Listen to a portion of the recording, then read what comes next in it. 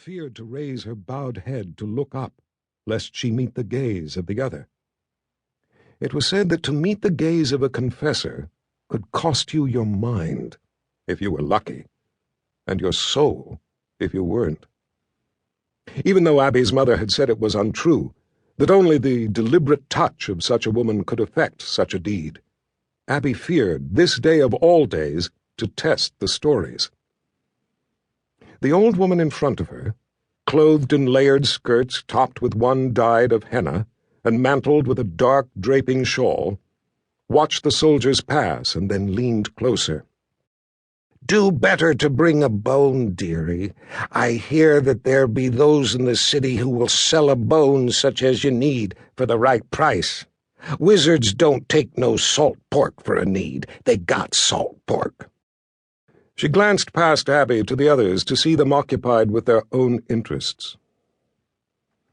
"Better to sell your things and hope you have enough to buy a bone. Wizards don't want what some country girl brung 'em. Favors from wizards don't come easy." She took a surreptitious glance at the backs of the soldiers as they reached the far side of the bridge.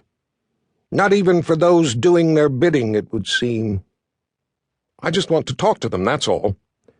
"Salt pork won't get you talk, neither, as I hear tell." She eyed Abby's hand, trying to cover the smooth, round shape beneath the burlap.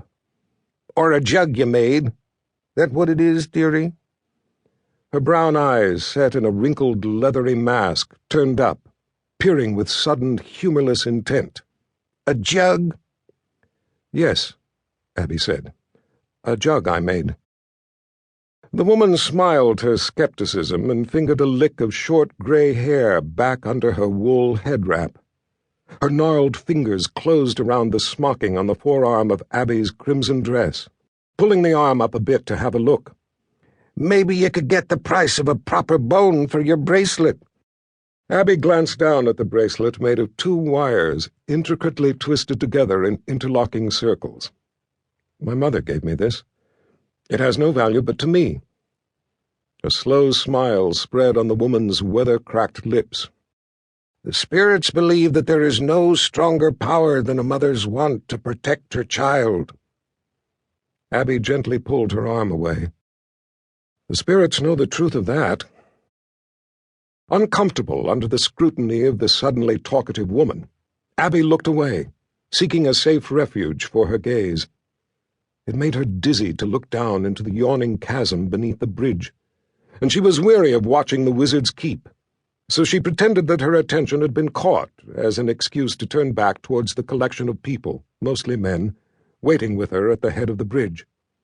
She busied herself with nibbling on the last crust of bread from the loaf she had bought down in the market before coming up to the keep. Abby felt awkward talking to strangers. In her whole life she had never seen so many people, much less people she didn't know. She knew every person in Coney Crossing. The city made her apprehensive, but not as apprehensive as the keep towering on the mountain above it, and that not as much as her reason for being there. She just wanted to go home. But there would be no home, at least nothing to go home to, if she didn't do this. Their attention drawn by the rattling roar of hooves, all eyes turned toward the gaping portcullis. Huge horses, all dusky brown or black, and bigger than any Abby had ever seen, came thundering towards them. Men bedecked with polished breastplates, chain mail, and leather, and most carrying lances or poles topped with long flags of high office and rank, urged their mounts onward. They raised dust and gravel as they gathered speed crossing the bridge, a wild rush of color, and sparkles of light from metal flashing past. Sandarian lancers, from the descriptions Abby had heard. She had trouble imagining the enemy with the nerve to go up against men such as these. Her stomach roiled. She realized she had no need to imagine, and no reason to put her hope in brave men such as those lancers. Her only hope was the wizard, and that hope was slipping away with the day. There was nothing for it but to wait.